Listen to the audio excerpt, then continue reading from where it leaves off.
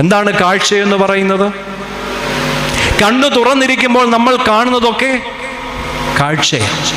എന്നാൽ ഉൾക്കാഴ്ച എന്ന് പറയുന്നത് നാം നമ്മുടെ കണ്ണുകൾ അടയ്ക്കുമ്പോൾ കാണുന്നത് എന്താണോ അതാണ് ഉൾക്കാഴ്ച. കണ്ണടയ്ക്കുമ്പോൾ എന്താ കാണുന്നത്? കണ്ണടയ്ക്കുമ്പോൾ ഇരുട്ട് മാത്രമല്ല നമ്മൾ കാണാറുള്ളൂ.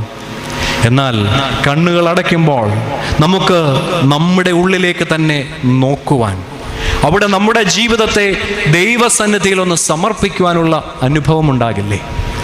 ആ ഒരു ഉൾക്കാഴ്ചയുടെ അനുഭവത്തിലേക്ക് നമ്മുടെ ആധ്യാത്മിക ജീവിതം വളരുമ്പോൾ കാഴ്ചയുടെയും അതിനേക്കാളുപരി ഉൾക്കാഴ്ചയുടെയും അനുഭവത്തിലേക്ക് വളരുവാനായിട്ട് നമുക്ക് കഴിയും. അതുതന്നെയാണ് അറിവും തിരിച്ചറിവും തമ്മിലുള്ള വ്യത്യാസം. തീരത്തൊരാൾ നിൽക്കുന്നു എന്നുള്ളത് അറിവാണ്. എന്നാൽ തീരത്ത് നിൽക്കുന്നത് എൻ്റെ രക്ഷിതാവായ കർത്താവ്